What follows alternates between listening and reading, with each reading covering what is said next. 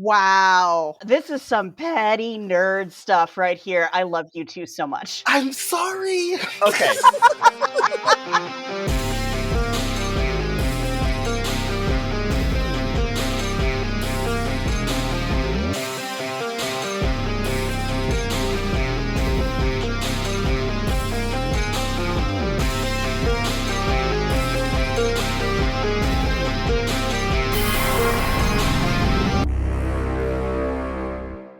Welcome to the Skiffy and Fanny Show's Screen Scouts. So I heard your record label friend Jenna got a new job. Yeah, her boss got fired for some creepy stuff and then she just left. But she said she can't talk about it. Also, she said to delete her email address from your phone. That's a very long tagline this time. Goodness, Brandon. It's we will get to my second favorite episode of this season in a very little bit. But yes. Okay, well, perfect. Well, I'm Sean. I'm Brandon. And today we are joined by a very special guest, Michi Trota, for discussion of the second season of Leverage Redemption. Welcome to the show again, Michi. It me! Michi's reading the script literally as I wrote it, which is not how it was intended. I just... I love it. I wish everybody did that, actually. I love the fact that you write that there, and I kind of want everybody to be like, so I'm supposed to say this, right? So I'm glad that you did. Look, if you follow me on Twitter, that is pretty much how I talk on Twitter all the time, usually accompanied by some kind of image or meme of a very frustrated-looking cat or an angry-looking Elliot. Mm-hmm. Oh, fair. That's totally fair. Well, it's good to have you again, Michi, because I know that this is your favorite show, followed closely by Brandon in terms of enthusiasm. Mm-hmm. Yes. So, yeah. So it's good. It's going to be fun. It should be interesting. But before we get into our lovely conversation about Leverage Redemption Season 2, a friendly reminder to everyone listening that we would like to hear from you. So please share your comments with us about this and past episodes at skiffyandfanty.com/listener suggestions. We love putting together listener mailbag episodes after the couple of times that we've already done it, so we'd like to do more. So please give us your thoughts, questions, topic suggestions, and other things you'd like to talk about, so we can talk about them with you, because we like interacting with your cool thoughts. Yeah. Well, okay, we've got a show to talk about. Mm-hmm. So this season, by the time of our recording, fairly recently stopped airing. That is, in January, the end of January. It features 13 episodes. The lovely Hardison is back in more significant form than previously, which I think is an important thing to note because he is handsome as hell. And so I'm curious. First season we liked a lot. We really enjoyed the first season. We had our issues, but mostly we just really loved that show. But this is the second season. Mm-hmm. So did they capture the magic again? What do you think? What's your opinions? I think the show is really good at not resting on its laurels and being able to continually find different ways to explore characters who we already know and still give us a damn good heist story. It's at this point, if you're familiar with Leverage, when you're watching the show, you know what you're getting. And the show is not interested really in, we'll call them Game of Thrones style surprises, where it's shocking for the sake of shock value. I am basically here to watch people who I feel that I've come to know really well and just watch them continue to grow as people do throughout their lives and taking down a bunch of not even subtly disguised analogs for terrible people in the real world. For me, I think the primary issue that I think I had with Season 1 has been most resolved in a way that I really, really enjoy. But more so, I think the thing that I appreciate the most about Season 2 is the overarching story of this season, which we'll talk about in greater detail, lays out even more strongly what the fundamental theme of Leverage Redemption is, which is how do you deal with the fact that you have made decisions that hurt people, and those people still exist and still acknowledge that you have hurt them. And I really like how it was approached here in a way that I think reveals even more about these characters than we have already known, and we've known them for a while in a way that I thought was really refreshing, and I really enjoyed that. Yeah, I feel like seeing characters continue to age and deal with the consequences of growing older, not just physically, but also what happens when you have lived a long or a longer life. And, I think, Brandon, you put it perfectly, is how do you reconcile, or is it possible to reconcile and repair some of the harm that you have caused, whether intentionally or not? And I love how this isn't really about drawing very bright lines around those things. I think it's intentionally messy and complicated. And I really appreciate, I think, having hit middle age, I really appreciate how the show is wrestling with a lot of those issues. Particularly, we get to see Sophie going through what is essentially a midlife crisis of sorts, and doing it in a way, while it's still full of tension, it still feels way healthier than Nate Yeah. wrestling with his own demons. I mean, it's still messy, but Nate was his own kind of messy. Mhm. Hmm. And I love how they're not trying to make Sophie into Nate 2.0. Yeah. Yeah, I agree. I think the shows in season 2 is probably strongest when it is dealing with them as people, as the characters essentially. I will just say that if season 3 is not primarily about Elliot's demons, given the thing that is said Oof. basically the last episode, I'm going to be mad because look, he is my teddy bear and I love him. He is my favorite character of all the character, and I love Parker, so it's a really hard one. Hmm. But they need to help him on his way, please.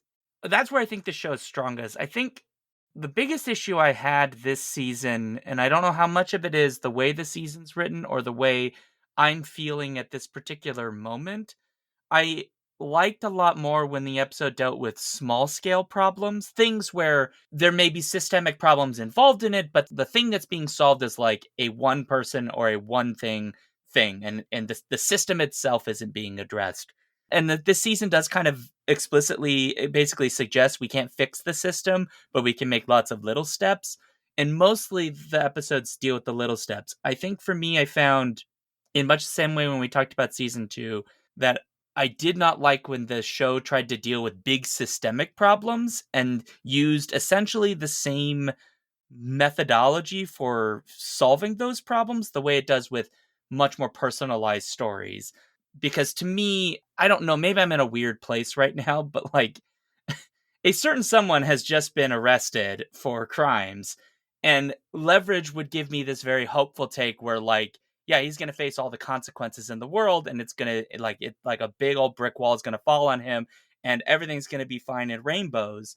And I know that's not what's going to happen, because the reality is just sometimes quite grim.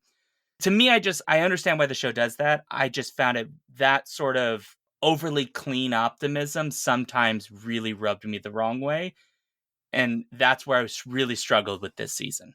I find that interesting because I think 20 years ago, I probably would have, I was definitely on that train of, oh, these shows are not wrestling with how bleak the world actually is. Like 20 years ago, I would have been in way more into the Christopher Nolan Batman, Sure. the like all like that kind of, you can't run away from how dark humanity is and the terrible things that we do.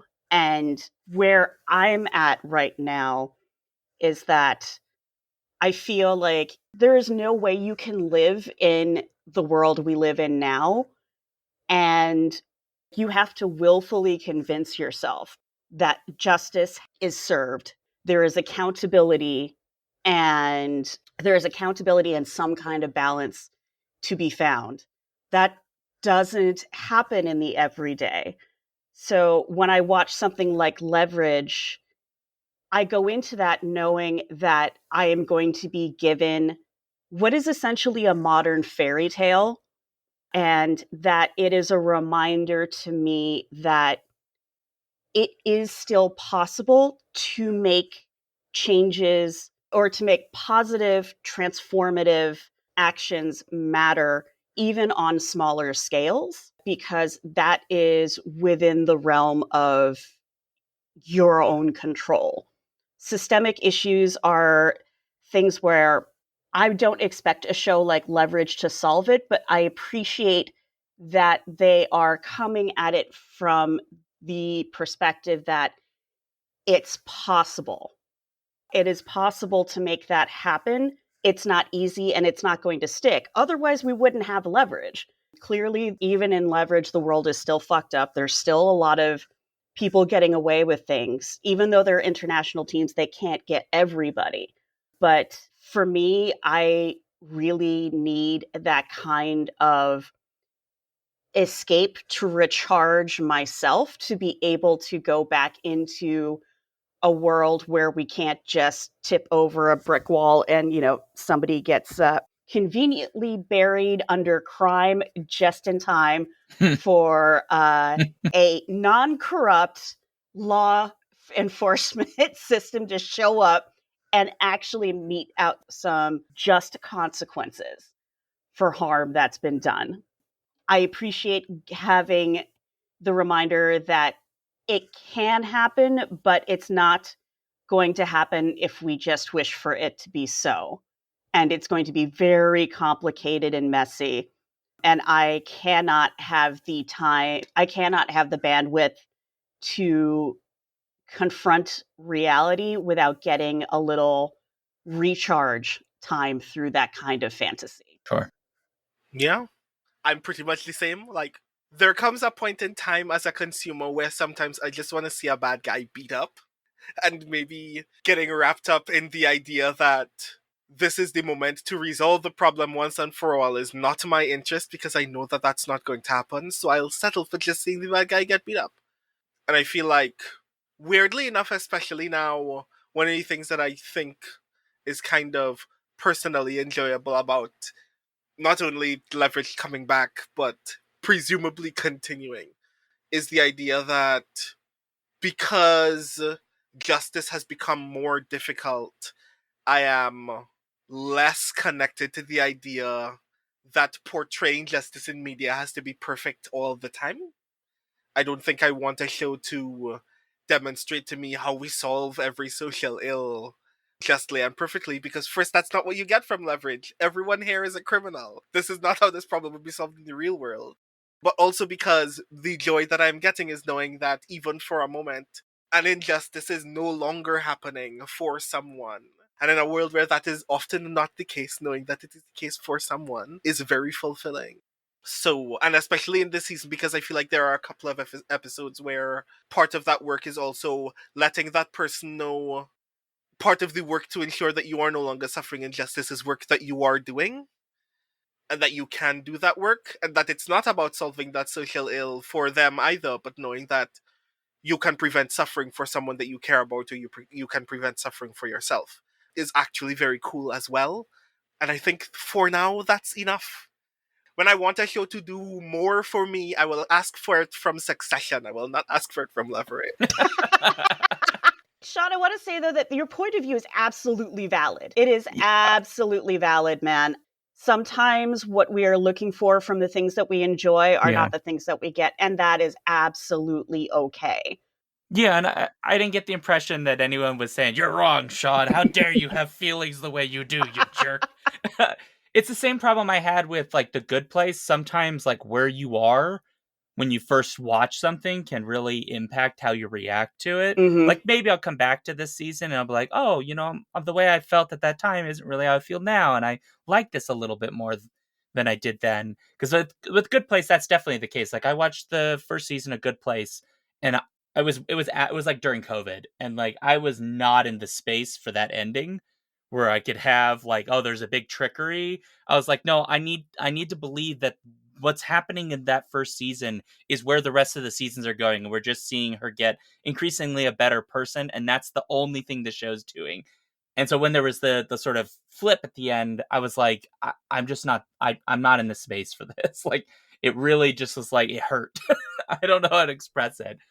And I think with Leverage, like, the thing I love the most about Leverage, other than like the character stuff, because like the characters are adorable and I want them to be my best friends. The thing I love about Leverage is like at times Leverage has been willing to say, the reason we exist is because the system doesn't work. Mm-hmm. And when we come up with the solution to a problem, it's also because the system won't do it, even though it's still technically illegal for the thing to have occurred in the first place, and the system should have got involved. Oh, you mean like the university episode? Because Yes, yes, and that one's a good one because, like, yeah, I work at a university, so I get it. To be clear, I don't know that sort of thing has specifically happened in my university, but you hear stories in academia. Oh, like if you just talk to anyone who is not a cis man, Very possible. particularly who's not a white cis man in academia, particularly in hard sciences, and Yeah. about research getting stolen and credit being taken all the time. I mean, like, I feel like It's bad. people who have been through the meat grinder of academia and research are going to watch that episode and just like start screaming at the TV because That episode I thought was actually one of the better ones to not do the thing that I had took issue with, because the way the episode goes is, the system has failed. The people who are supposed to make the right decisions have failed, in this case, a student, which is like triple levels of failure. Mhm. And have let this person run roughshod over everybody else. And so when they get to the solution of basically destroying this man's career, because he has destroyed however many women's careers in the process and gotten away with it, it's not the full system that does it. It's just like this contained space. And the system is brought kicking and screaming, because that dean who doesn't do anything until the very end, the only reason he's done it is because all of the avenues have shut for him and he can't get away. The money's disappearing now. All of the things that are the things that have corrupted him in the first place have now disappeared. He has no choice. But I still think that dean should be fired. Oh, absolutely. Yeah, 100%. He should be gone. No questions. But I understand why the episode doesn't go that far, because this is one where I think they took just a slight moderation that I really appreciated. Yeah, this is probably what would have happened in that scenario. This person might have kept their job. You know how we know it's a fairy tale, though? The billionaire tech person at the end is not Lex Luthor evil. Right. Yeah. He's actually he's like, oh, this person's brilliant. Tell me more about your cool stuff so I could throw money at it because I love you. And it's like, gosh, wouldn't that be nice if that was how billionaires really were? Then again, they wouldn't be billionaires if that's what they were like. No. Brandon, I see you have thoughts.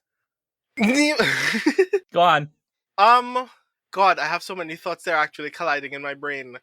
One of the things that I wanted to say about that episode, the work study job, because I am not an academic, I know very little about academia, but I do know what it's like to have a thing that you made be taken from someone who is more charismatic than you. There is, like, I liked that episode a lot. And part of what I think I value about it is not about how it's resolved, but how we learn more about that character whose name totally escapes me now, that teacher. Dr. Oh, Dr. Gray. Dr. I Gray, forgot what his yeah. actual name is, but he was naming everything after himself, and I remember that. Mhm.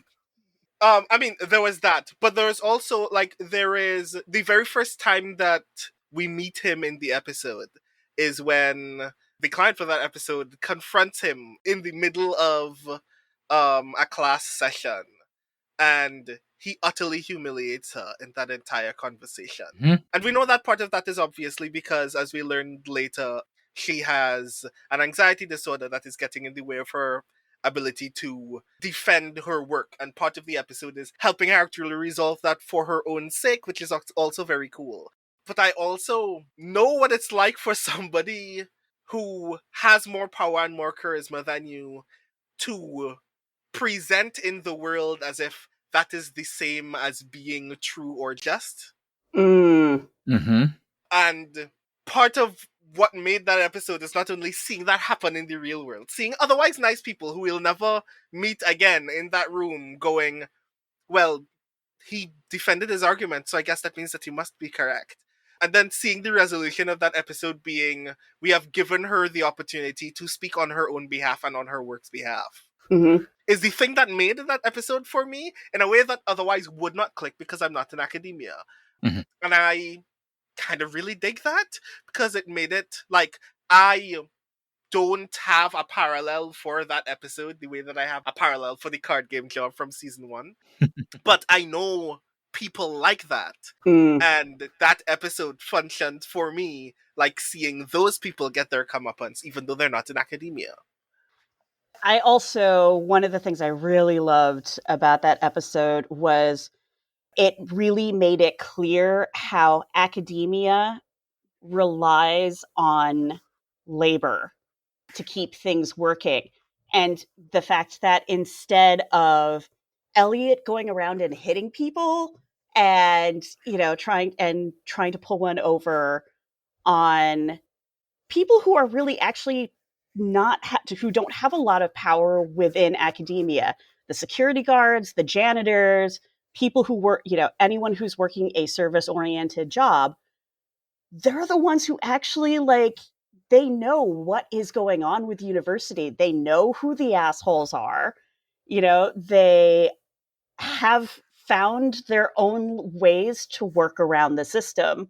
Like just the little service staff meeting in the basement where you had the chairperson wearing a fez and they're all talking about how so and so he's back from from paternity leave and he just keeps bringing his kids dirty diapers and throwing them away in the trash at school so that they have to deal with it, and how they're going to be like, we're just going to forget to pick up his trash until at the end of the week. It was very interesting how it was a reflection of what they're doing with leverage. As an organization. It's just well, the system is messed up and it doesn't pay attention to people who don't have power. So what are we going to do to work around this, to carve out some space for ourselves? Yeah. Where we're using what leverage we have. I just loved that so much, and how they were brought in to be part of the con without really being part of the con, instead of being knocked out for the duration in order to move them out of the way. Yeah. Because what I kind of liked about that is, in one way, very interestingly and comedically for me, it was kind of less that they discovered, all of these janitors and other folk discovered that there was a con happening and joined in. It was more like Elliot discovered that a long con is taking place in this college all the time, and this is a way that I can use it, which I thought was really cool. I like that we get the opportunity to tell the story of blue-collar workers leveraging their own power in this space. But also I like the idea that it's Elliot, because it reminded me of a thing that we know about Elliot, but we don't confront verbally head-on very often, which is Elliot is the truly blue-collar member of the team. Right. And that means that in a situation like that, the only person who would have related to the situation that takes place is Elliot. Because if it were Parker, which would have still been nice and funny in my brain, in the scene that I write in my head, that scene would be about Parker being disconnected from this experience, where how it works for Elliot is, I've probably worked with people like this before, who have done things like this before, and I'm pleased to know that this is happening in universities too, where we think you have no power whatsoever, in a large part because you are uneducated, only to learn, no, you're probably smarter than everybody else in this room, and doing whatever you can to just make the day that you're presently working more pleasant or more survivable every day. And I'm going to just briefly borrow all of your expertise for a little bit, so you can see in the real world that you'll actually have an impact over this school, and then I'm going to leave because I wasn't supposed to be here, and that was really cool. This episode is also a great reminder that we waste an absurd amount of money on administration. Because the people, we've both been identifying this thing. Ask students who pay school fees and they'll tell you the exact same thing, but continue. Oh, Well, yeah. Brianna's rant about how college is a con. Oh, wow. I would have liked the episode to explore that a little bit more, because it kind of like closes it out at the end when she just kind of says, yeah, like, it's not so bad. Maybe I'll take a class. And I was like, well, could we tease that like in her character Mhm. maybe a little bit more in future episodes of like, what are her real beliefs about these things? Because like everybody else is getting a lot of that, and we've gotten a little bit in season 1, but I would like a little bit more to kind of see like where she's the I guess technically Gen Zer on the Yeah. crew. And so it would be not, I don't know, and maybe the writing crew is just not equipped because certain things they understand about video games are questionable in this season. But it would be nice if they brought in some sort of like, not just like the talking point presentation of Gen Z politics and philosophy, but like really exploring some of that. Like, how does a young person communicate their ideas with these folks from, in some cases, 2 generations removed from her? Because some of them look like they might be Gen Xers. So, I think so. Sophie's definite. Sophie and Harry, I think, are definitely Gen X. Gen Xers. And then everyone else is some version of millennial. Yeah. Elliot's the middle child in there. Yeah. Elliot's probably the Xennial. And then Hardison and Parker are absolutely millennials. Yeah. Right. So, like, yeah, you touch on a thing that I kind of do want the show to do at some point, but it's not a deal breaker for me, but it would be really cool. Because this has come up before and we've highlighted it before. Because at the double-edged sword job, there's a moment where Elliot actually privately talks to Brianna and goes, do you know what you want to do when you're not here? Because you have your whole life ahead of you. You're very smart. Right. You're very talented. You could do whatever you want. You don't have to crime like the rest of us. You actually have options.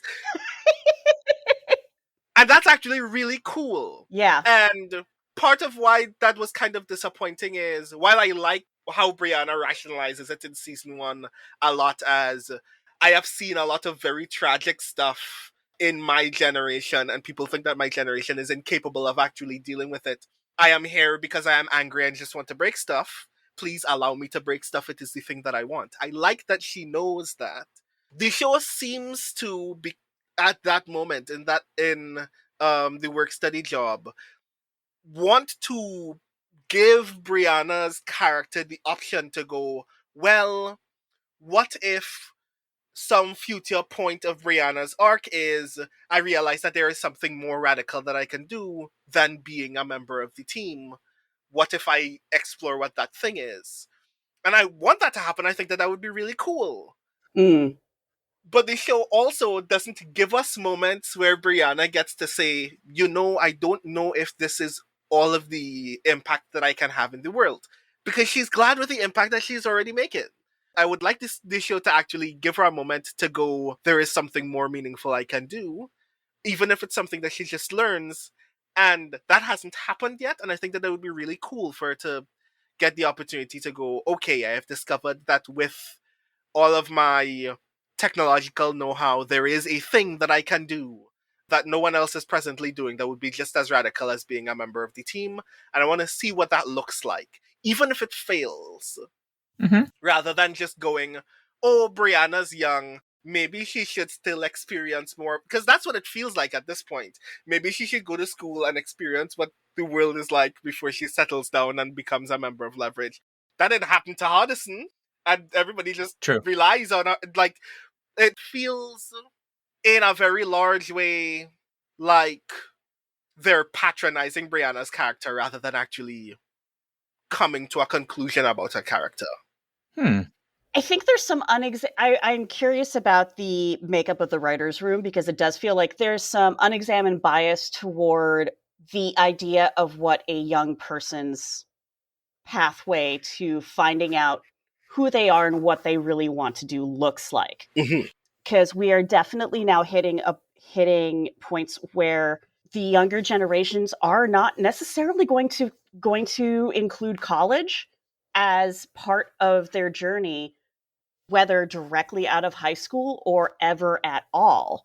Yep. I personally think that this is a good thing. I know way too many people who went to college earlier than they were emotionally prepared to be there. Yeah. Because, I mean, Yeah. I loved my experience, but my experience is not everybody else's. And, particularly with the vast amounts of economic resources that it takes to actually go to a lot, what are considered the higher tier private colleges now, but even public colleges are just horrifically expensive. But I agree with Brandon in that I think what they are trying to do is open up Brianna's character to possibilities outside of the team because she is young. This should not be the final stop on her journey. She absolutely, should get. It would be great to see her character at least have the autonomy to figure out, or at least see her struggling on her own about, is this really what I want to do? I'm happy with it, but is there more that I'm capable of doing it? And who might I be if I'm not here? Right. But I feel like because there are certain preconceptions that many of us from a particular age group as well have kind of grown up with, that idea of this is what exploring yourself as a youth looks like, that I think might be something. Yeah, I think that's something that's sort of narrowing the way Brianna's choices are being presented to us as an audience.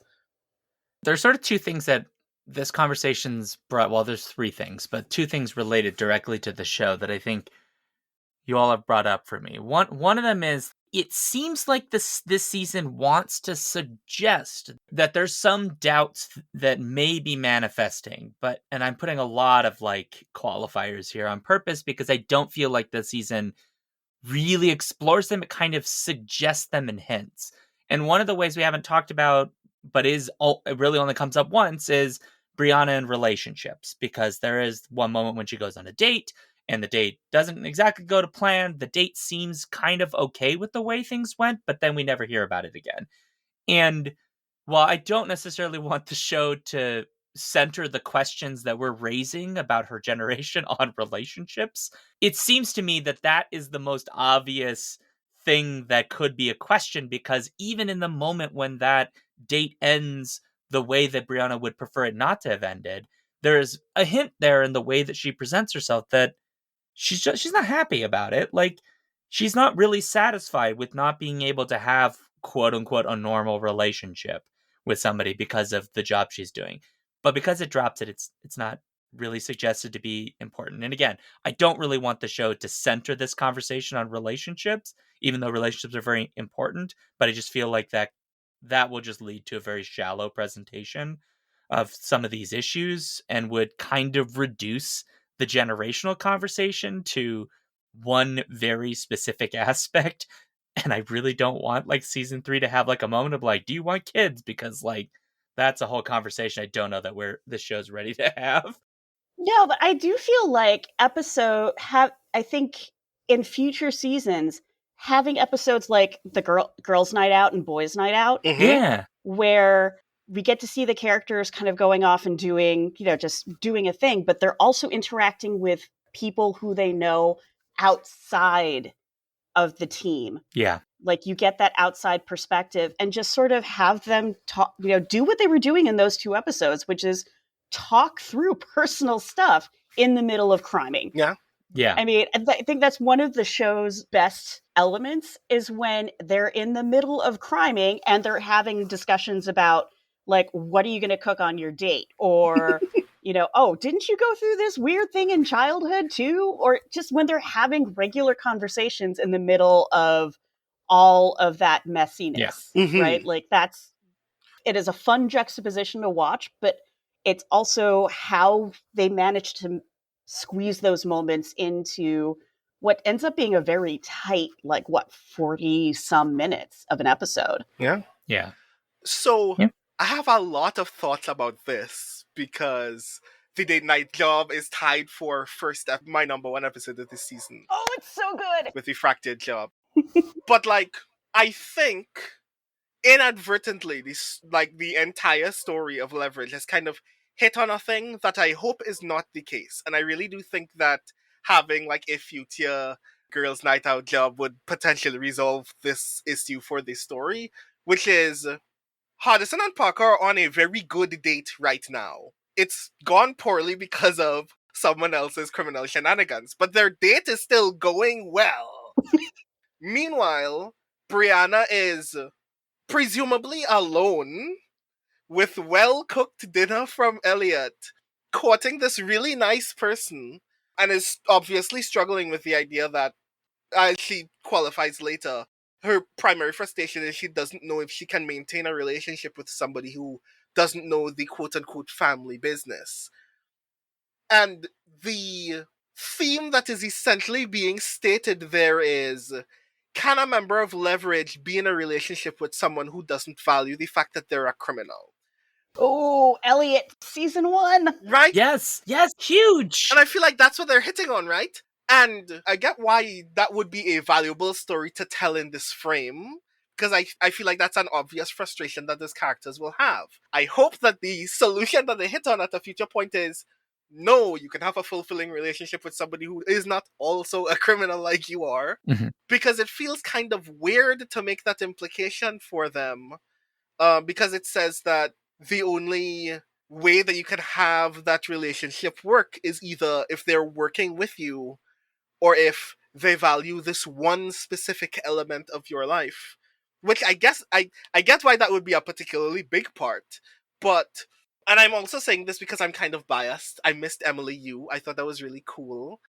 I would have liked for a future season to have an episode where just Brianna and Emily get to do tech shenanigans. I thought that would have been really cute. But like, I think that they are in this stage in their work as well, that it is very easy to qualify to someone that they care about. I know that the stakes of the thing that I do is very intense, and I get why that would be a deal breaker for some of you. But I want to be in a relationship with someone who values that I do this work because it is necessary for the dignity of other people. And they get to be in a relationship with somebody who says, yes, I agree. Please don't hurt yourself because I can't put you back together, but I value the work that you do. We will go on a date when you're back from crime. I think that would be really cool for both Elliot and Brianna. And it's possible. It's there. Yep. Emily had no shame about the thing. We need more dates like Emily. But yes. Yeah. I appreciate the building up of the interior family of Leverage, but I really do want to see them have exterior relationships. Like, I think they're getting away with it with Harry right now because his daughter is at that age where she's just like, yeah, I'm just going to make sure dad's okay, but I have my life to live. And I also imagine that after everything Harry's family has been through, the daughter probably needs some space anyway. But that's an easy excuse for not having to see what external relationships look like. And even then, we've seen like Elliot develop a couple of friendships, like him and the security guard from the boat job.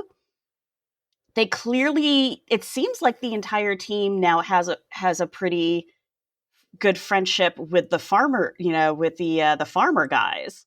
Yeah. From season 1.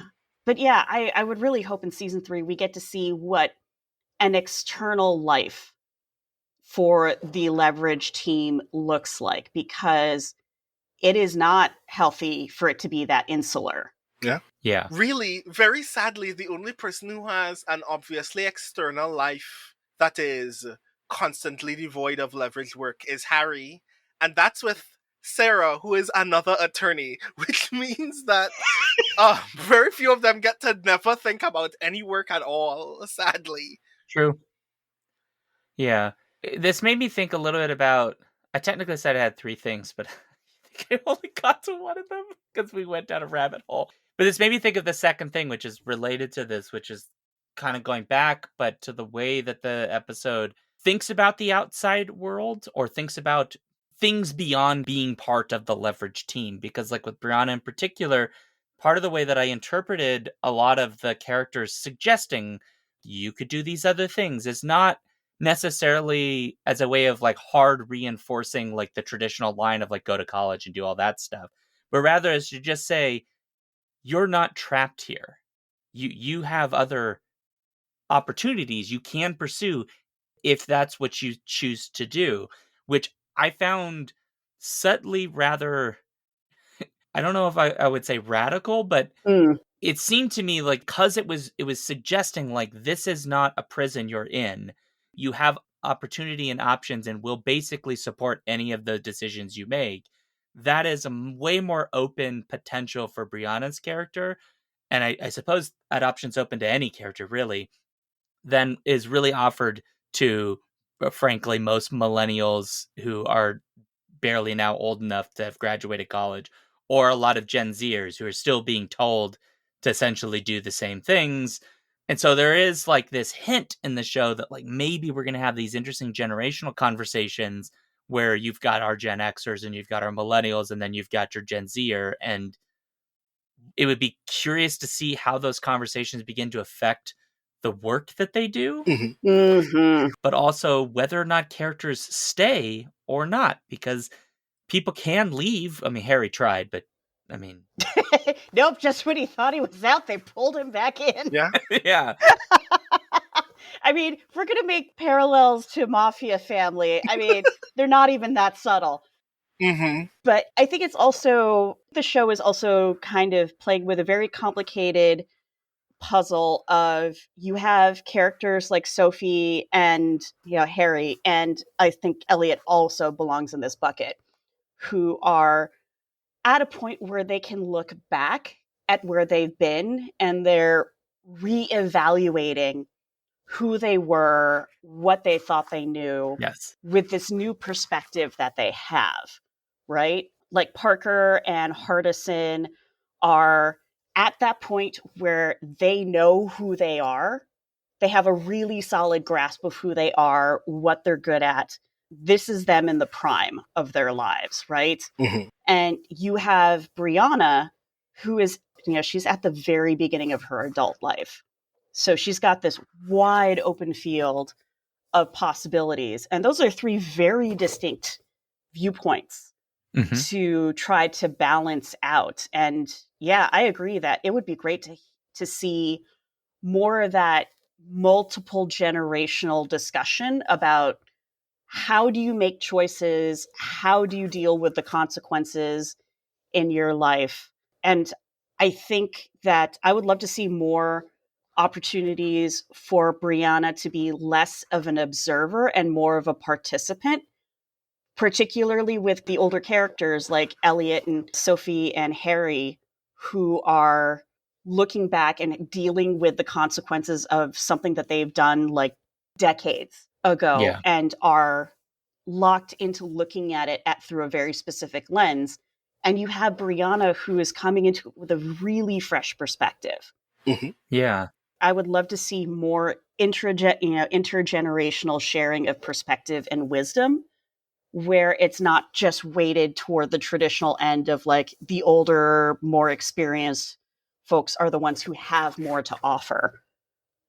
There's like a conversation the show's also kind of eventually. I mean, if it keeps running, right, it has to have the conversation of, we do see significantly older characters who are in the game, as it were. Usually they're like straight up regular criminals instead of good guy criminals, but these folks can't do this literally forever. And someone is going to take over for them and fulfill their duty.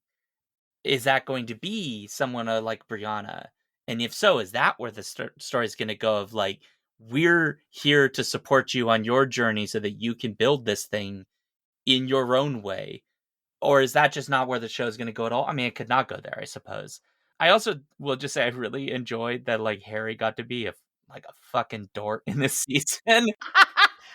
Harry's such a, it's like, he's so adorable this whole season. Yes. Yeah. Just absolutely adorable. He's having fun. The actor's having a lot of fun on this show. Mm-hmm. Yeah. So, like, what I can say, Michi and I know about Noah Wiley working with this team in particular is that he's accustomed to having fun with this crew. Yeah. Because the first time he worked with them, he worked on The Librarian, Because he's worked with them, a lot of them before. which is just this character all the time. Yeah. Yes, but it was this character, but we'll say he was less flexible. Harry's a little bit more open Yeah. to dealing with the curveballs of life in a con. Yeah. I think one of the tournament job really cracked me up. Oh gosh. The thing that I like about moments like the tournament job and the card game job before it in season 1 is that they're willing to qualify Harry as a nerd. Yes. And make that not, like, make it funny, but make the joke not be the point of shame of the quality of his nerddom. Oh, you mean it's not a Big Bang Theory nerd joke? Yeah. Yeah, we are not laughing at him because, oh my god, look how silly it is for this grown man to be dedicated to this thing. It is, wow, you are dedicated in ways that we did not know you were capable of fulfilling, and you're fulfilling it in ways that are just the same quality as being on a con. Why did we not know you had these skills all the time? Because nobody ever asked me to do this thing in particular. Yeah. There's an element to that too, which is that when he's nerding out on certain things, he's basically like Brianna. Yeah. It's him and her just like really geeking it up and like talking and like bouncing off each other. And I really appreciate it because he's essentially one of the oldest people in the crew. And yet here he is with this young person and they have a connection that about a shared interest. And rather than doing the thing that you hear so often, like in fandom of like, I don't understand these young people stuff and like, being grumpy. It's actually like, no, like sometimes we don't like the same thing, but we do on this. And so let's like be into it together. I really like the tournament job. I really wish they would hire people who understand how video games work. I mean, I have again, remember, in the card game job, there are no easily observable rules. So I feel the exact same way that you feel about this episode. Hold on, though. But there's a difference because when we see the cards of the card game, we can, like, imagine that there might be rules. But with this, it's like, this is a MOBA. First off, it's not a MOBA. That is not what we're witnessing, okay? It's not a MOBA. You lie. And then there's literally a moment where they're, like, smashing the keys and stuff is not really happening on the screen, and it's not because the evil AI program is cheating for them. It's just because they didn't realize that when you make video games, characters move more in modern games. So it's just like people standing in a room and then occasionally they slide or someone falls over. And it's like, I get it. You just have to kind of let your mind go about it, but please stop. I wish my brain was on the entire time in the exact same way that it was during the card game job. And the reason why is I know what game they were trying to make, but I don't think they knew. All of everything they describe about this game gives me the vibe of a strategic arena fighter like For Honor. And I'm like, that sounds really rad. Playing that as a team tournament game sounds really cool. I want to know what strategy is involved here. I can't see anybody actually engaging deeply with any of the presumable mechanics of this game. But everybody cares about it. I'm like, I want to care about it. Please let me know what they're doing. Yeah. Have you ever, like, and you know what irks me? Because they mention Evo.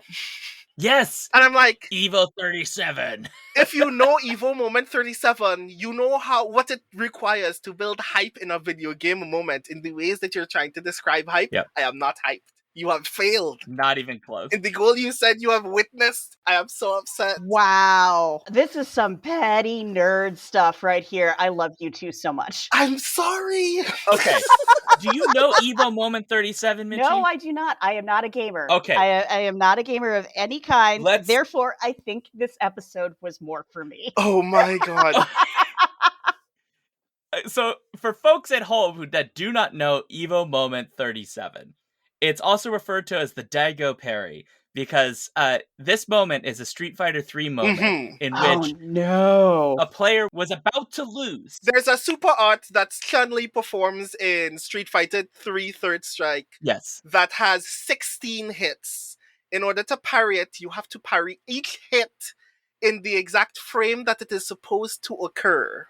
Was this one of those moves that required some ridiculous order of hitting the buttons and moving the... Yeah. No, like you have to be frame perfect 16 times, then perform the zone super art and won that game. Ouch, my hands hurt. Yeah, it's one of the most... If you watch the video of it happening, you could hear as people were like witnessing history of like the most insane thing they've ever seen in their lives. And then when it finally concludes, they're just like on their feet screaming. It is bananas, this moment. Yeah. So the fact that it's mentioned in this episode, they must have did a little Googling, which A+, guys. I feel like that was an Easter egg Yeah. for the video game folks. Yeah. And I appreciate it. I'm really glad that you knew that thing. Yeah. But it means that you knew what was necessary to make me really care about this game. And I can't even tell you what the name of the game is right now anymore. I thought they were playing Tekken at the end. I mean, that's what the graphics look like to me. So Well, again, Tekken's not a MOBA. It's not a MOBA. Gosh darn it. Don't call it a MOBA. It's some other thing. I want it so much. What are they doing? Watching that episode made me want a very intense Ted Lasso-esque drama about being a video game tournament team. ooh. Very, very badly. Oh, that'd be fun. Yeah, in part because I was like, I want this episode to do that for me in 40 minutes. It is not. Where can I get... So you need to write the script and send it to and like sell it to Apple. Mm-hmm. Ted Lasso's done after this season. Oh ho! Okay, so I have a year, is what we're saying. I have 6 months to write the perfect script. Cool, noted. Gosh. I will say, though, I appreciate how it doesn't matter whether we're talking about high school football or some kind of college physical sport or video games. There will always be that asshole who's on the team who is out to exploit everybody else's skills to make him look better because he sucks. Yeah. And he's not that good. Yeah. Also, doping in a video game scenario instead of doping in a, in some course in like college basketball or something like that. It was just, I appreciated the we're all sports together perspective on it, because it's just having seen how some people go about like, at least we're not like jocks. I'm like, really? Are you really that different, though? Mm-hmm. The reason why I appreciate that Elliot gets a lot of attention in this episode is because I love the fact that instead of writing the version of the story where Elliot consistently devalues esports as a sports endeavor, he gets to see these young people put the exact same amount of effort that would be required for physical sport, and he goes, yeah, I still value this. The only reason I'm going to continue saying I don't is because Hardison isn't here for me to gloat about it.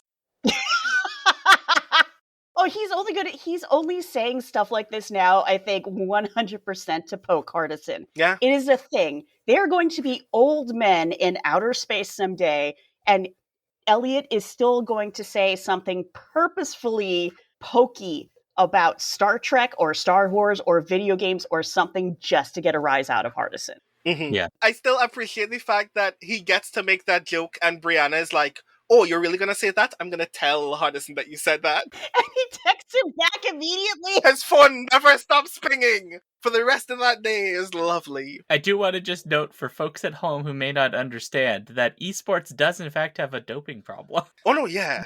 Yeah, no, legitimately. This is not a joke. If you This is ripped from the headlines.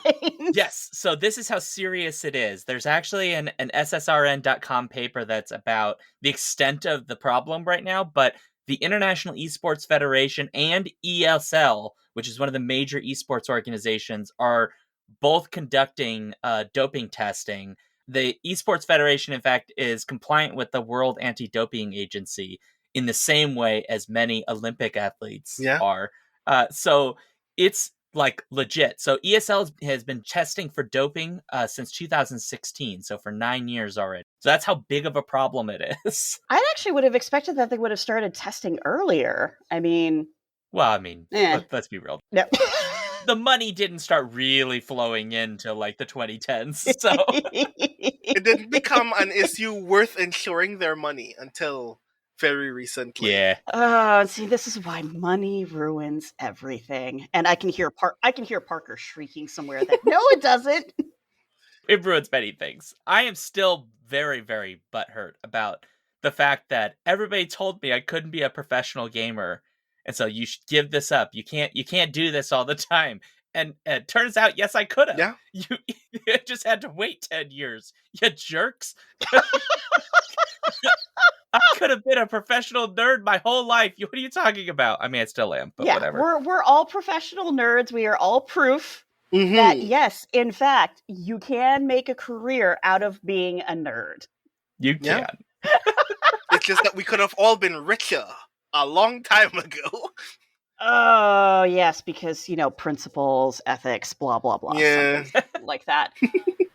I mean, So, it is really interesting how this entire season, I think, really was about I think it really was getting more into the characters themselves. And I continue to adore how Sophie is getting the complex leader treatment that Nate got, except better. Mm-hmm. And also getting to see just how intense Elliot's background has been. I mean, like Elliot getting more of a spotlight this season was really a highlight. We got to meet his dad. I did not see that one coming, by the way. I have a lot of feelings about that. I kind of did, but Please. Feelings. So to qualify for everybody else, I hope that you are watching this. I hope that you watched the Fractured Job by the time you have gotten to this point in this recording. But we get to finally, after years of witnessing Elliot's trauma about his relationship with his father, we get to meet his father. And we learn that his father is played by Keith David. And I'm like, wow, this is actually perfect casting. I immediately believed this. Like, before I was shocked, I immediately believed it. And I love that Hardison learns afterward and he's like, oh, the part that matters to me in this moment isn't that you're adopted. It's that your dad is black. It means that you're invited to the cookout, my brother. I love this so very much. And he's just like, oh, you're invited to the cookout. Elliot's like, what?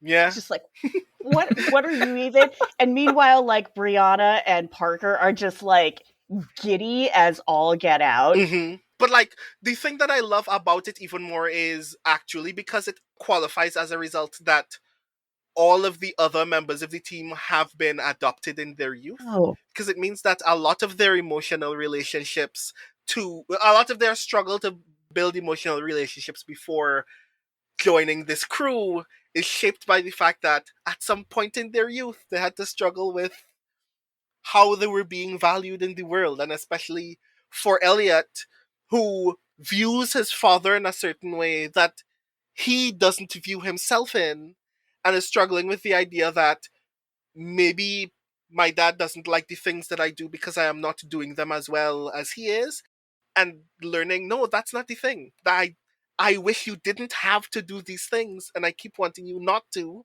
and keep doing them and valuing them, and it makes me feel like we're not actually communicating in the way that we want to, and seeing them rationalize that and then come to an actual reconciliation was actually really cool after years of not seeing each other. Mm-hmm. Yeah. I appreciated that a lot. More so, like, if we didn't get a job that episode, I would have still been fulfilled by that episode. Yeah. Sure. We get to see, again, Elliot's love language is food. That's how he tries to, like, reconnect with his dad. He's like, oh, you made all this food. He's like, yeah, I picked up a couple of things. It's like, dude, you would be a Michelin star chef in another life. Yeah. And just the look of sheer disappointment when his dad is just like, whatever, just doesn't ignore. Yeah. Because clearly that's not his dad's love language. And it's not that his dad didn't care. It's that he didn't pick up what Elliot was putting down. True. Although his dad, trying to leave, then comes back and takes the plate with him. Yeah. Sort of begrudgingly admitting it is good. Yes, but clearly their love language to each other is standing back to back in a fight. Mm-hmm. Yeah. Yeah. That was really, really cool. That's all, man. That was a fun episode. I really liked it. It was. I like all of the character moments in that one quite a lot. Yeah. That was one of the most emotional episodes I felt. So I did feel it made a lot of sense given like what we've talked about with Brianna's character and her options to have Elliot's dad be the one to be like, why aren't you in college? you know that's an option for you, right? Like, oh, yep. Yeah. Yeah, that totally makes sense coming from this character. It does, yeah, because he's essentially a boomer. Yeah. Yeah, and but I do like again, the thing that I love about that is that I feel like in so many of our conversations about this, he would in reality be like excessively pushy, Mm, right? He would just be like, "You got to do this. You got to do this." He brings it up. He talks to her, and at the end, he's like, "Just remember what I said." But he doesn't. He's not like make the right decision or any of that. yeah. I don't know. Maybe I'm reading too much into it, but it seemed to me that like that's kind of what he did with Elliot. Yes. And there's an acknowledgement there that that was the wrong move with Elliot. Yeah. And I shouldn't do that to this person who's not actually my child, let alone grandchild. Yeah. Because like they do have that moment, that heart to heart where they both essentially apologize to each other, that they both made mistakes. They know they did. And I love that the thing that he kind of said is like, I'm sorry about losing all of those years. And he's like, well, there's still some left. And it was sort of like acknowledgement of like, let's not worry about that. Let's like focus on the time that's left. And I think that there's just a lot of like very subtle character work there that they deserve like 1,000 points for. And they brought a great actor in to help with it, which, I mean, he could be my dad any day. That's fine. It's a good conversation piece with the previous episode because we see exactly why. I feel like this is something that Elliot, I guess, my impression of this, and maybe I didn't get it right in the episode, was that when Elliot's dad tells him that he should have gotten military honors, but because he was a black man, it went to Yeah. another white soldier in his unit. And we just had that previous episode where we see how stolen valor is one of Elliot's big triggers.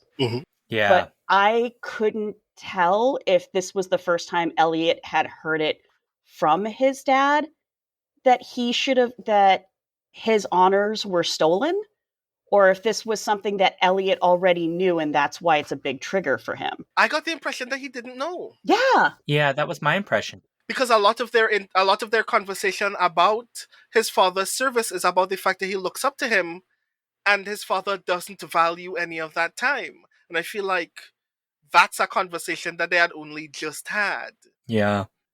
Because if they had had it sooner, they would have probably reconciled with the fact that Elliot should not have gone into the military in the first place because it wasn't worth it for his dad. But he thought that that was something they was doing to get closer to being as cool as his dad was to him. And he's now learning that was not cool for him. And I think that was really cool. There are also moments when Elliot does refer to how he feels about people who are in the military, not just in the Walk in the Woods job, which is a very funny job, but he clearly has a lot of respect for like the working man, the everyday grunt soldier, like all of the kind of the people who are down at the like the dirty level, quote unquote, of doing these kinds of jobs. So to me, it did very much come across as like it actually makes sense that Elliot gets pissed off about stolen valor, because from his sort of what we know of his military experience and how he feels about service people, that's the most logical outcome. He would not be like the security firm contractor who has no problem. Like he even says in that moment, right? He's like, there's like you can tell like real, like something about like real hero, or people who are like courage, who have courage versus cowards. Oh, yes, the speech that he gives to Harry, Yeah. which is also a really lovely moment between two men. Yes, more, please. Yeah. Like, it's actually we get to see Elliot vulnerable with someone who is not Sophie or Parker. Yeah. Or Hardison. And it's Harry, who is very much a physical opposite. Yeah. From Elliot. You know, Harry is saying things like, yeah, I can't. He's like, you've been shot how many times? I can't imagine being shot. I'm afraid of pain. And I love how what Elliot immediately pings is that Harry thinks he's a coward because he's afraid of pain. Yep. And not only does he give him that beautiful speech about what heroism and cowardice actually look like, but at the end of it, he says also just thank you for being here for me. It actually meant a lot, because Harry had said at the beginning, he was just like, no one should go through their dead friend's stuff by themselves. Mm-hmm. Yeah. Like, he just sort of pushed himself. He was just like, yeah, I'm going with you. You can't get rid of me. And I love seeing their relationship have evolved to those little moments like that from the first season, like where the two of them are out in the stolen train job, Mm-hmm. Yeah. where they're out in the farm, and Elliot's looking at Harry and realizing, he's like, why do you have all this stuff in the back of your car? Why do you have a second car with a go bag and a shovel? Mm-hmm. Like, I think what I appreciated about that scene is, obviously a lot of time has passed for Elliot in this kind of work. And when you're doing this kind of work, there are very few people that you can trust, and it has taken a considerably long amount of time for us that we have witnessed to see Elliot trust Hardison and Parker Mm-hmm. very deeply. And I feel like he's gotten to the point where he trusts that he can see when someone is genuinely being a worthwhile member of any team that he's on. And in what we can only presume is like less than 2 years at this point, he's begun to see that in Harry and is willing to place that trust in him far more quickly as a result, because he's shown himself in this work to be trustworthy, even if he is not as capable as of doing some things as the rest of the team can, Sure. because he is willing to learn and try. And I feel like that moment was him paying it off, not only because he came to be with him as he was looking through his friend stuff, but because he was also sensing that Harry's concern about being a member of the crew is, I am not good at the things that everybody else is good at, so what am I good at on this team? And having that moment to tell him, well, you're here because you do the work, and that makes you more valuable than anybody who would refuse to. Yeah. We do need to start wrapping up, Mm-hmm. because we could talk for another hour. Yeah. I mean, we do need to briefly touch on one thing, the one thing that we haven't touched on yet for the entire thing. Yeah, vet training. Yeah, you're starting it tomorrow, Brandon. Oh God. We need to talk about Arthur Wilde. Oh, he's a jerk. Who's playing him? Because he looks really familiar. He looked familiar to me too, and I answered this question in my brain. Right, Arthur Wilde is played by an actor named Damien O'Hare, who I think I recognize his voice first than anything else, because he's the voice. He's Lieutenant Gillette, for one, from Pirates of the Caribbean. Oh, wow. Oh, that's probably where I saw the face from. I weirdly recognized his voice first because he voices several characters in one of the animated Constantine movies, and I was like, That's right, yeah. I've heard this person before, but I don't think I know the face very well. But yes. He's done a lot of voice acting. Mm-hmm. So my guess is we've heard him many times. I could have sworn he was on an episode of Doctor Who, but I was probably reaching with that. But yeah, talk about... Now I remember where I saw his face from. He played George Washington in an episode of Timeless. That's where I know his face from. Wow! Really pulling for that one. Wow, okay. But yeah, we meet one of what presumably many of Sophie's nemesis in this season. Yep. Who spends several episodes literally just architecting situations to make Sophie's life hell.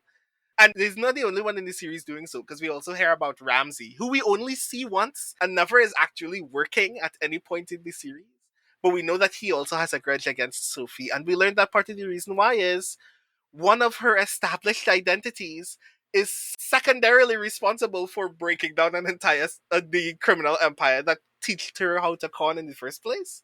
And both of these people have grudges against her because in developing that identity, she was briefly royalty and got to benefit from a level of wealth and privilege that they had been denied, in part because Arthur went to prison immediately. I mean, we finally get the background of Sophie's whole, the Duchess of Hanover background. And I feel so many different ways about the reveal that Sophie was a stepmother to a kid who she abandoned as collateral damage to get herself out of this criminal organization, right? Mhm. Because I really have to wonder if this is something she ever told Nate, because knowing how Nate feels about kids and how well they're treated, Mhm. I really have to wonder if this is something that she ever told him, or if this was one of the secrets that she kept really, really close to the vest. I do love that by the end of it, though, we get a name check for Sterling again, Mhm. because he's still running Interpol and apparently has somewhat made peace with the team. Yeah. Because he's pretty much telling Astrid, Sophie's kid, who now works for Interpol because, of course, she works for Interpol, Mhm. to back off the team. Yeah. Yeah. Yeah. I have a lot of feelings about all of that. Like, Oh, There's so much more to say. That's what I'm hearing. yeah. I hope we see more of it. Like, not have it be a, like, oh, well, Sophie's, got a kid who works for Interpol. I mean, come on. Complicated. I just, I don't know how they're I going to. mean, it would be kind of nice on a kind of hilarious level for a future season to have Astrid just kind of pop over and go, okay, so I've been looking into this and I don't know how to get past this point. So I'm just going to leave this folder here and go and get a drink. And then they just plan their whole con without her and leave her out of it, and then just get to give the file back and go, so we found the answer that you were looking for. Don't put us in the report. And that's the job. Would be kind of hilarious. I mean, it sounds like that's the kind of relationship they have with Mhm. the FBI and, McTaggart and Yeah. the FBI guys from the original Leverage series, who it sounds like at some point Got promoted. got promoted and probably know that the team isn't on the up and up Yeah. Yeah. anymore. So I guess, well, if the FBI can be in on it, sure, why not Interpol? Yeah. I mean, At some point, you are just good at your job. why not? If the police are allowed to be corrupt, sometimes criminals are allowed to be good and just. That's true. Why not? Yeah. They did. I'm glad that we finally got an episode in this season where we did have two corrupt cops. Yeah. We did. And they were very much corrupt and immediately flipped on one another once arrested. After they broke into the Yeah. DA's house. Yeah. You kind of have to realize that the jig is up and somebody needs to talk first. Yeah. Well, also it's kind of like, wow, you actually have to in order to be held to account, you have to put a sledgehammer through the wall of the DA's house Yeah. Yeah. and be caught doing it. Well, okay. Now I think we have no choice, but we gotta wind down. Yeah. Mhm. Because we will. There's more stuff we haven't talked about, but we can't. We can't because this will be a 5-hour podcast, and some of us will eventually want to sleep tonight. So I mean, I'm not against a 5-hour podcast, but it can be tonight. I'm just gonna tell you right now, I'm very much against a 5-hour podcast because nobody's gonna listen to 5 hour in a row. It doesn't need to be one pure recording. I think you underestimate your audience, Sean. That's 5 separate hour pieces that we could just split by week. I'm sure we'll find we. Look, there will be open revolt. We will get emails complaining. How dare you release a 5-hour episode? We'll get hacked. It's a whole thing. Yeah, Noted. I don't believe you, they'll but I will take you at your word. it's probably true. By the end of the week, each one of us will have a taco truck outside of our window, conveniently parked across. Look, I was promised taco trucks on every corner, Mm-hmm. and I never got them. Yeah, what's up with that? That's not fair. Also, weren't they empanada trucks? No, they were taco trucks. I mean, I'll take empanadas too, Yeah. because those are good. But don't threaten me with a good time and not give it to me. This is true. Although I would settle for a truck with excellent gumbo parked on my street corner. That would also Oh, be very gosh. nice. Oh my god. I like gumbo. Gumbo's Gumbo good. is very nice. Yeah, I just watched. I actually did just mainline the last 4 episodes today, and the music studio job episode, which we didn't get to talk about, is the one episode this season where the point of view characters are not the team. Mm-hmm. That's true. So I'm glad that they tried playing with that, but also because they kept going back to the food truck for gumbo. Now I really want gumbo. Yeah. I want gumbo too. I am highly suggestible when it comes to food. Same. Well, Michi, you are a special guest on this episode. Where can folks find you and your things if they're interested in you and your things? Folks can find me on the social medias. I'm on Twitter as @geekmelange. I'm also on Instagram as Geek Melange. On Facebook as Michi Trota. I have a public profile. I really don't use Facebook as much as I used to, but also because I am now free of the full-time gig world, I am starting a newsletter through Button Down. So you can find me on buttondown.email/Michi Trota as one word. I am hoping to send out my first newsletter next week. It will be irregular because I'm leaning into my inner chaos demon, but I will usually have some kind of essay / op-ed, as well as bits about things that I'm doing, things that I'm enjoying reading, watching, listening to, etc. And just keep following me on those channels because I've definitely got some very interesting projects coming up on the horizon. Perfect. I am very excited for this newsletter. I like reading all of your stuff, so I'm very excited to see you unhinged from other people's editorial opinions and just writing the things that you want to write. Thank you, Brandon. I have a lot of thoughts about the limits of representation politics. Mm-hmm. So do I, but maybe slightly different thoughts, but I'm in academia, so... Otherwise known as hell. Look, as long as nobody steals your research, John. Mm-hmm. Well, fair. This is why I choose incredibly esoteric and very specific things. Because who would want to steal something that'll be published in a journal nobody will read anyway? Oh god. Don't ask that question because you will find the answer and it is not a pleasant one. Nah, fair enough. I just like finding out that I am randomly cited in engineering and like textiles articles for reasons I still don't understand, but they're published in supposedly peer-reviewed journals. But I'm cited. I see. That's kind of cool. There's literally no logic. It's just a footnote. Like, this sentence is cited with my work, and I'm like, but this sentence is like, it's like about goopy oil. Nothing I've written has anything to do with like lubricants for machinery, none of that. You got cited in an engineering essay for a metaphor? No. It wasn't even metaphor. They cited an article I wrote on an anime film in a thing about like metals and lubricants and like engineering stuff. There's no logic to why I'm cited. It makes no sense. Whoever wrote that was obviously looking to fill out their bibliography. Apparently so. But if you're ever curious, apparently my work on Makoto Shinkai's The Place Promise in our early days apparently is relevant to engineering, and so... I believe it. I believe that you are smart enough to bridge that gap.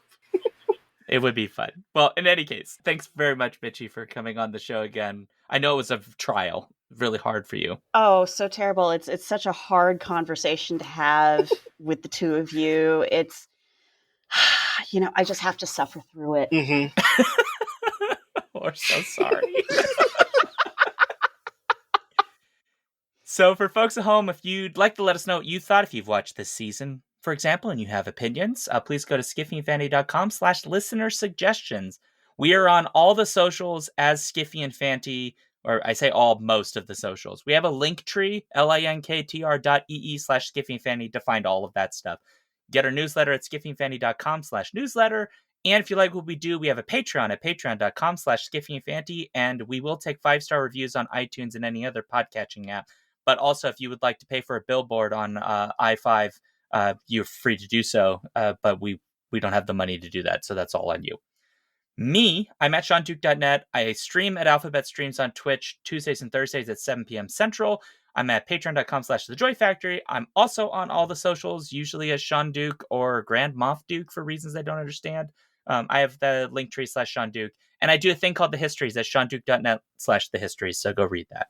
And you can find me on Twitter and Instagram at The Rising Tides, my newsletter at brandonobrien.xyz, and at speculatorsf.com, where I recently just finished a one-shot of a Blades in the Dark game called Slug Blaster. So if you want to see me and a handful of my friends deliver pizza to another dimension, please check out that episode of that podcast. Sure.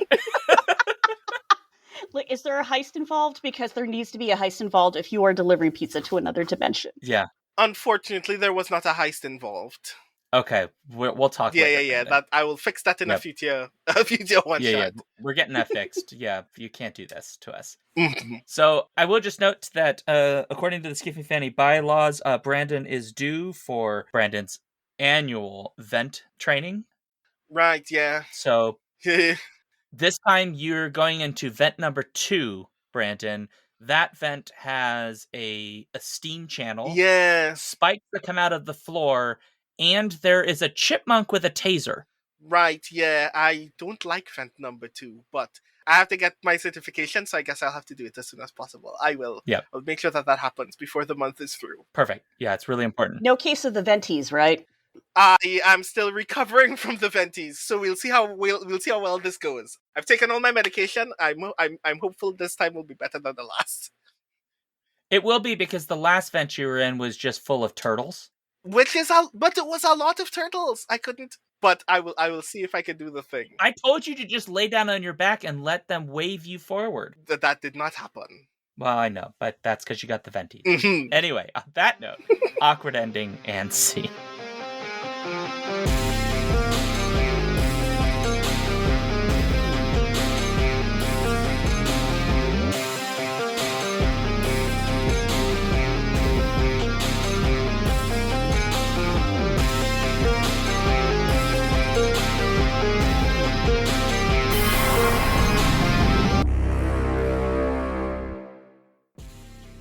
If you want to support this show, you can go to patreon.com/skiffyandfanty or skiffyandfanty.com, our website, where you can get access to all of our fancy things. Our music comes from Holy Mole. You can support him and his work at patreon.com/holymole. Thank you for listening.